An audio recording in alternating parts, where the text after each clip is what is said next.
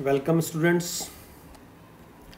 Refraction online lecture की last series है आज ये। इसके अंदर हम रिफ्रैक्शन का 6th चैप्टर, ये 5th यहाँ गलत लिखाई में आ गया है, it is 6th refraction 6th online lecture हम आज दे रहे हैं।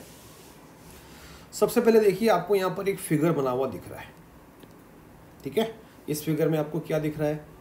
Z। ये फिगर हम कई बार बना चुके हैं, इसलिए शॉर्ट में बता रहा हूँ।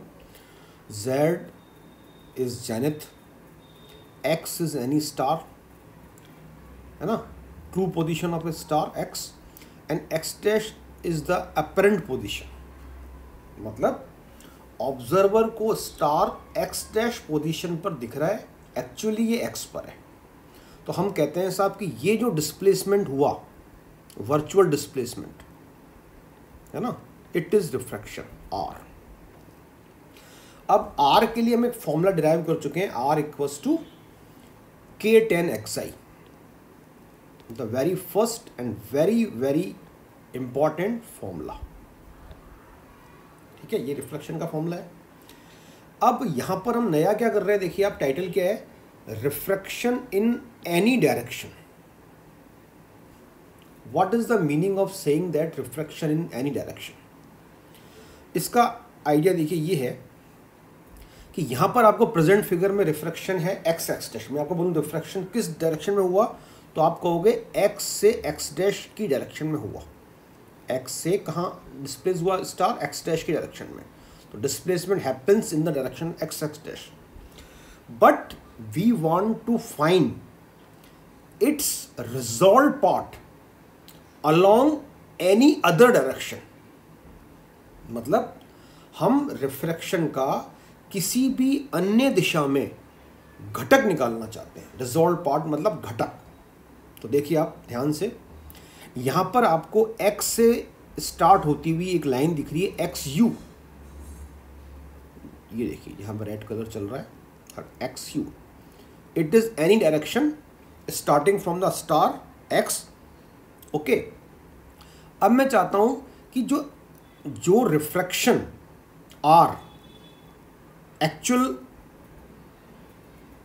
जिसका कि हम कह रहे हैं रिफ्रैक्शन, जिसको हम कह रहे हैं, इसका इफेक्ट या इसका रिजॉल्व पार्ट इस दिशा में कितना हुआ, इस दिशा में, XU दिशा में। तो देखिए सीधे हम इसके फॉर्मूले पे आते हैं। हाँ, वैसे आप बुक में देखेंगे, ये जो मैं आपको फॉर्मूला यहाँ लिख रहा हूँ, इसका बुक में इन्होंने एक छोटा सा प्रूफ दिया हुआ है, उसको आप स्किप कर सकते हो। सीधे आप इस फॉर्मूले पे आओ। आप refraction in the direction XU, इसमें मेन शब्द क्या है, मेन क्या समझना है अपन को कि हम क्या कर रहे हैं। हम रिफ्रैक्शन, जो कि एक्चुअली कौन है, refraction is X X dash, इसका हम इफेक्ट निकाल रहे हैं XU डायरेक्शन में, ठीक है। जैसे आप इसको यूं विजुअलाइज कर सकते हैं। जैसे मान लीजिए कोई फोर्स है F, इसका अगर हम आपको बोले रिजॉल्व पार्ट निकालो इस डायरेक्शन में, तो आप क्या करते हैं बताइए? ये हम डायनेमिक्स में कई बार कर चुके हैं। तो इस फोर्स का कंपोनेंट इस डायरेक्शन में होता है F cos थीटा, ठीक है। तो सिमिलरली इस रिफ्रैक्शन का, ये जो आपको रिफ्रैक्शन यहाँ दिख रहा है, ये रिफ्रैक्शन देखिए ब्लू से, इसका रिजॉल्व पार्ट अलोंग XU कितना आएगा? अलोंग XU आएगा X X डैश cos शाई। जैसे यहाँ पर मैंने लिखा cos थीटा, यहाँ पर इस एंगल को मैंने मान लिया शाई, X X डैश cos शाई। और इसका मैं यहाँ पर ज्योमेट्री की मीनिंग आगे लिख रहा हूँ, जो मैंने अभी आपको बोल के बताया। अब इस पूरे X X डैश cos शाई की वैल्यू एक डेफिनेट तरीके से कैलकुलेट की गई है। वो आती है K into 10 XL, K into 10 of XL distance. And what is XL distance, ये समझना है। देखिए आप, तो इसमें मेन चीज़ है L। L क्या है? तो देखिए आप, जिस डायरेक्शन में आपको रिफ्रैक्शन फाइंड करना है, एक्चुअल रिफ्रैक्शन R है, हमको निकालना है refraction in the direction XU। हाँ, एक और बात मैं आपको यहाँ पर क्लियर कर देता हूँ कि बुक में आपको XU वर्ड नहीं मिलेगा, बुक में लिखा है एक्सेल, तो मैंने यहाँ लिख दिया और एक्सेल। पर एक्चुअली समझना क्या है अपन को कि ये जो रिफ्रैक्शन है R, ये वाला देखिए आप, हम इसका कंपोनेंट निकाल रहे हैं इस डायरेक्शन में, ठीक है। तो ये कंपोनेंट आप चाहे बोलो डायरेक्शन एक्स यू या चाहे बोलो डायरेक्शन एक्स एल। अब इसमें एल क्या है?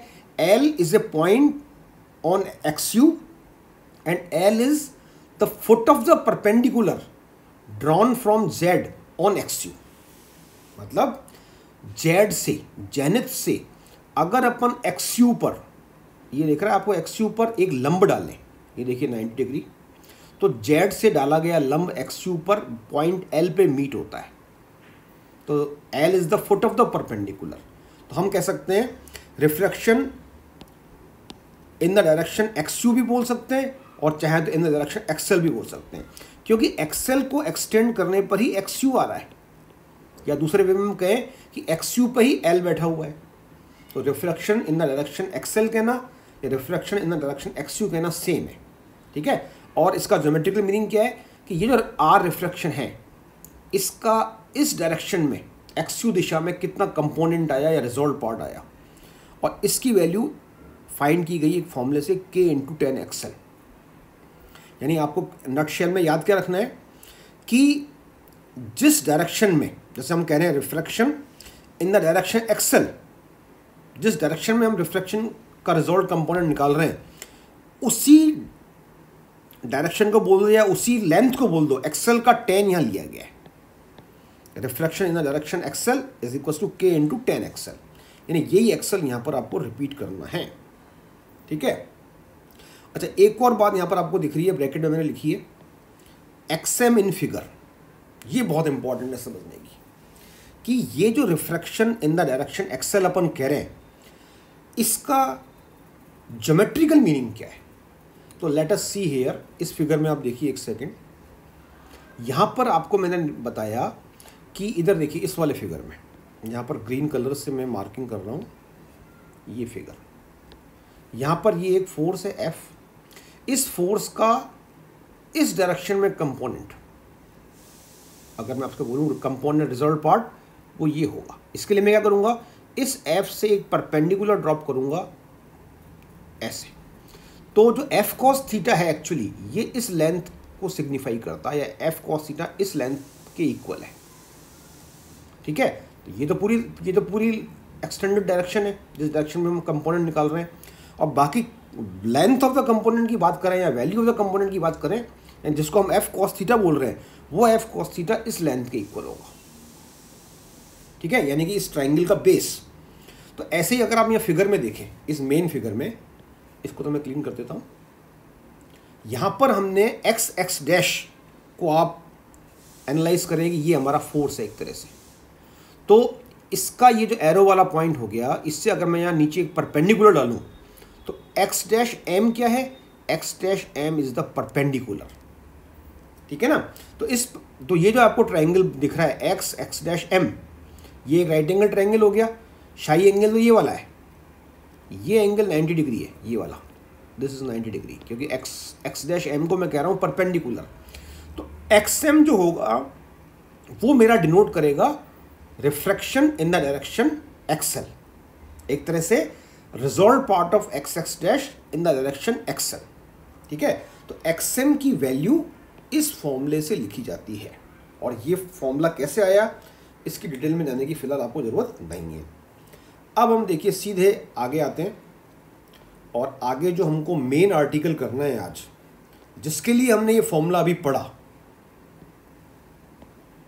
ये जो मेन आर्टिकल है देखिए, ये आपके एग्जाम में आया हुआ है, effect of reflection on the position of two neighbouring stars. क्या मतलब है इसका, देखिए आप, ये पूरा आर्टिकल है की लैंग्वेज है, ये आप मैं बता दी जाएगी आपको अभी। यहाँ पर आप इस फिगर में देखिए, आप इस फिगर में वही जेड जेनिथ है, और यहाँ पर दो स्टार हमने कंसिडर किए हैं, x1 x2। x1 x2 कौन है, दो नेबरिंग यानी आसपास के स्टार्स हैं। अब किसी भी एक स्टार में रिफ्लेक्शन की वजह से क्या होता है, x1 जेनिथ की तरफ थोड़ा डिस्प्लेस हो जाता है।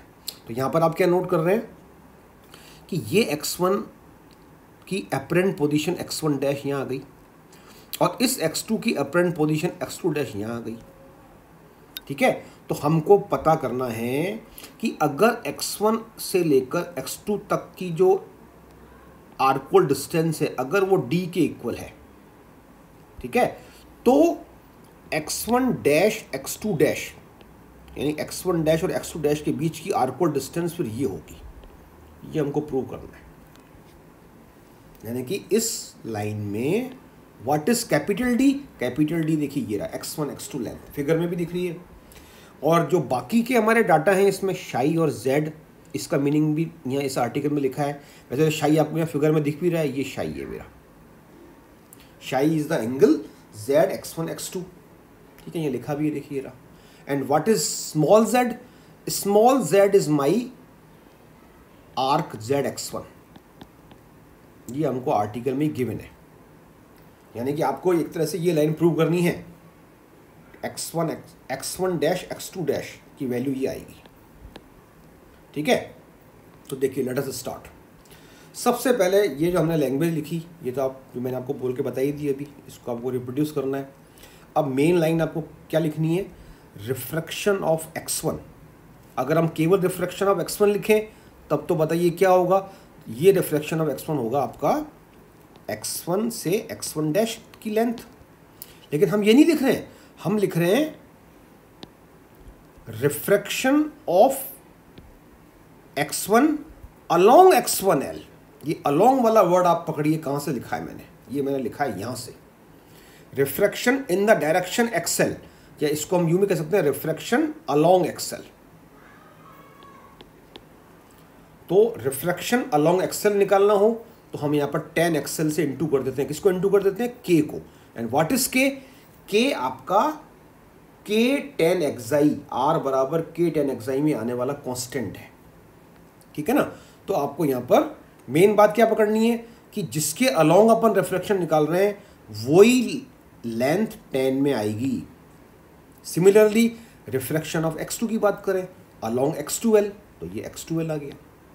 क्लियर है? अलोंग वाला पार्ट आपका tan में आ जाएगा।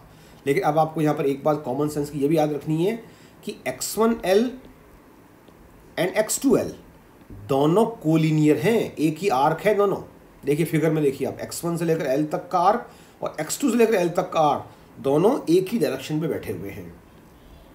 अब इसके बाद देखिए जो हमको मेन काम करना है वो हम कर रहे हैं। कौन सा काम? हमको ये निकालना है x1 डैश x2 डैश, और इसको अपन वर्ड्स में क्या बोल रहे हैं? हम उसको बोल रहे हैं apparent angular distance between x1 and x2 on account of refraction.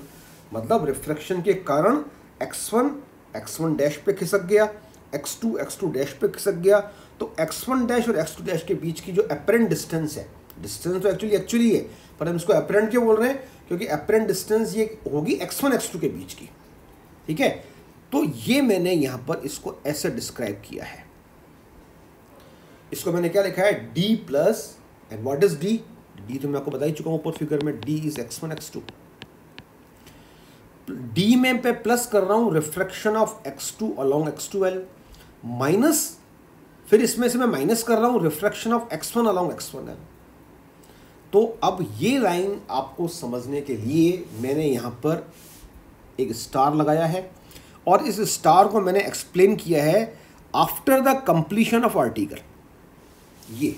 ये वाला पार्ट आपको सिर्फ समझना है, इसको आपको एग्जाम में या अपने नोट्स में जरूर लिख देना, पर एग्जाम में आपको उसको नहीं लिखना है। मतलब मैं आपको इसके द्वारा ये समझाने की ट्राई कर रहा हूं कि x1 डैश x2 डैश की वैल्यू ये कैसे, इसके इक्वल कैसे आई, यानी ये पूरा जो बॉक्स में बंद है इसको एक्सप्लेन कर रहे हैं। तो देखिए इसको हम वन बाई वन इसको लेते हैं। सबसे पहले आप इस फिगर को मैंने वापस बना लिया, देखो यहाँ पर ऊपर वाले फिगर को, पर अब मैंने यहाँ पर कुछ इसमें नई चीज़ें भी आपको ऑब्जर्व हो रही होंगी, दिख रही होंगी। ऊपर वाले फिगर में आपको जेड था, ये पूरा ट्रायंगल ही बना हुआ था ऊपर वाले फिगर में, जेड x1 और क्या था, सॉरी ये bar L. What is L? L is the foot of the perpendicular. देखिए अब इधर ये 90 डिग्री है, ठीक है। और आपको क्या पर क्या दिख रहा है? थोड़ा सा इसमें लास्ट की वजह से बार बार ये हिल रही है स्क्रीन। m दिख रहा है पॉइंट, ध्यान से देखिए आप, n दिख रहा है और एक p पॉइंट दिख रहा है। m n p को पकड़ लिया आपने। m क्या है, x1 डैश से, x1 डैश पे फोकस कीजिए, हमने परपेंडिकुलर डाला x1 डैश से अलोंग x1l, या इसको आप u बोल दीजिए। यहाँ पर हमने x1 डैश से एक परपेंडिकुलर डाला x1 dash m on x1u।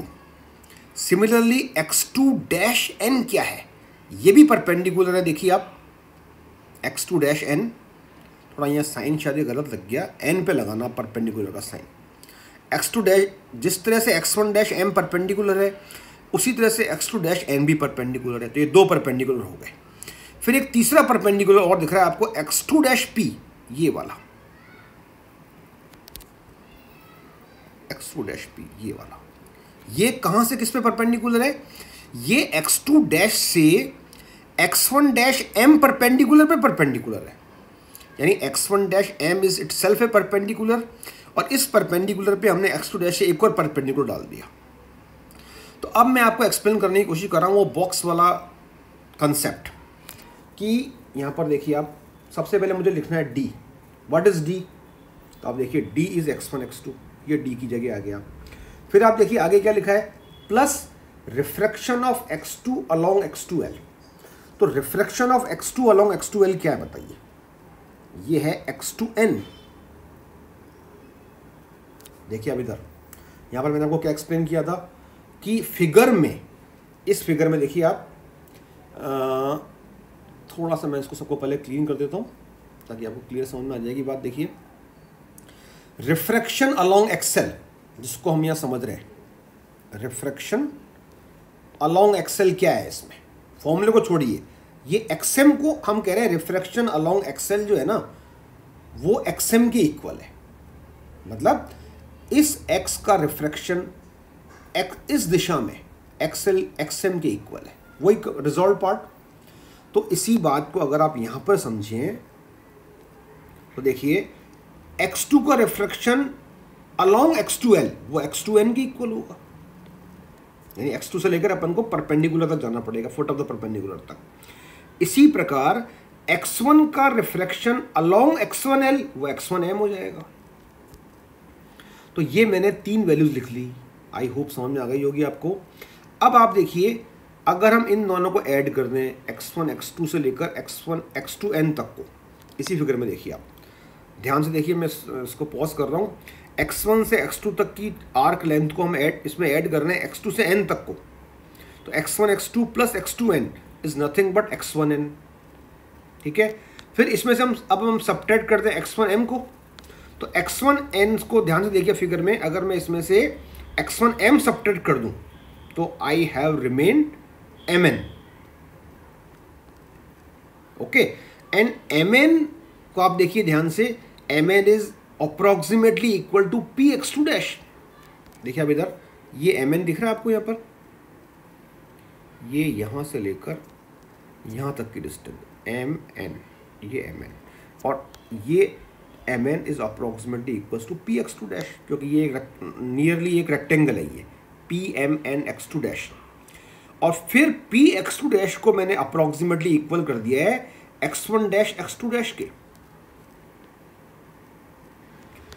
देखिए फिगर में एक छोटा सा ट्रायंगल दिख रहा है आपको, x1 dash x2 dash p। फिर से बोल रहा हूँ, देखो x1 dash x2 dash p। ये ट्रायंगल इतना स्मॉल है कि इसका जो x1 dash x2 dash side है ये approximately equal to px2 dash है। तो in this way I have prove कि x1 डैश x2 डैश जो है, ये जो है आपका, ये आपका इसके इक्वल हो गया, x1 x2 यानी d प्लस आगे क्या लिखा है x2n, reflection of x2 along x2l, minus x1m का मतलब क्या है, reflection of x1 along x1l। तो in this way I can say that कि ये फॉर्मूला वैलिड है, यानी ये लाइन लिखना वैलिड है। उसके बाद देखिए बहुत सिंपल है, हमने इन दोनों की वैल्यू पुट कर दी है ना। किस किस की वैल्यू पुट कर दी, देखिए ये ऊपर लिखा ही है मैंने, रिफ्लेक्शन x2 का x2l के along, reflection of x1 along x1l के अलोंग, और फिर यहाँ पर मैंने इसको अलजेब्रिकली सॉल्व किया, ये tan को साइन कॉस में चेंज किया, फिर आप देखिए यहाँ पर इस ब्रैकेट में अगर आप एल्शियम लें तो यहाँ पर ऊपर आपको साइन ए माइनस बी का फॉर्मूले वाला एक्सप्रेशन बनता हुआ लग रहा है। एल्शियम लेके सोचो आप, तो साइन ए माइनस बी में ए तो हो जाएगा आपका x1l ए और b हो जाएगा x2l, ये a माइनस बी आ गया ये। फिर मैंने यहाँ पर x1l माइनस x2l, x1 से लेकर l तक की डिस्टेंस से x2 से लेकर l तक की डिस्टेंस अगर मैं माइनस कर दूँ तो आ जाएगा x1 x2। क्लियर है। और फिर यहाँ पर अपन ने एक अप्रॉक्सीमेशन किया, अप्रॉक्स का मतलब अप्रॉक्सीमेशन, इसमें मैंने x1l और x2l को ऑलमोस्ट सेम ले लिया है। अब ये जैसा बुक में किया हुआ है वैसे ही मैं इसको समझना है कि चूंकि ये दोनों स्टार जो हैं ये बहुत ही नेबरिंग है, तो हम एज्यूम कर सकते हैं कि ये डिस्टेंस x1 x2 जो है ये इस पूरी डिस्टेंस के और इस पूरी डिस्टेंस की तुलना में बहुत छोटी है। तो in this way I can say that x1 से लेकर l तक की लेंथ और x2 से लेकर l तक की लेंथ ऑलमोस्ट सेम है, यानी कि इन दोनों का जो डिफरेंस है x1l minus x2l it is very very small. तो इस स्मॉल को हम ऑलमोस्ट ज़ीरो मान लें अगर, तो in this way I can say that ये दोनों डिस्टेंस सेम होंगी। तो ये स्क्वायर हो गया। फिर इसको मैंने सेक स्क्वायर में चेंज कर लिया। तो इन दिस वे ये इक्वेशन नंबर 1 मैंने लिख ली, सेक स्क्वायर को लिख लिया 1 + tan स्क्वायर। इसके बाद आपको इस 1 रिजल्ट को अगर आपको रिक्वायर्ड में चेंज करना है, यानी जो आपको प्रूव करना है उसको बोल रहे हैं रिक्वायर्ड, तो आपको ये जो आपका ट्राइंगल है कौन सा वाला, ZX1L, ये जो ट्राइंगल है राइट एंगल ट्राइंगल, इसमें आपको लगाना पड़ेगा नेपियर्स रूल। याद है आपको नेपियर्स रूल? हमने राइट एंगल ट्राइंगल वाले चैप्टर में नेपियर्स रूल पढ़े हैं 2। तो वो नेपियर्स रूल जब मैंने यहाँ अप्लाई किया तो नेपियर्स रूल वाली लाइन आप अपने आप समझना, ये लाइन आ गई मेरे पास। हमने यहाँ पर अप्लाई कर रहे हैं नेपियर्स फर्स्ट रूल। नेपियर्स के 2 रूल होते हैं, first rule and second rule. First rule में क्या होता है, sine of the middle part equals to product of the tan of the adjacent part. क्योंकि इसको अगर मैं एक्सप्लेन करूँगा तो वीडियो बहुत लंबा हो जाएगा, फिर अपलोड करने में प्रॉब्लम आती है। तो फिर मैंने ये वैल्यू इक्वेशन 2 से वैल्यू पुट करी मैंने 1 में। तो जब मैंने 1 में पुट करी तो देखिए अब ये 1 ये बन गई। ओके।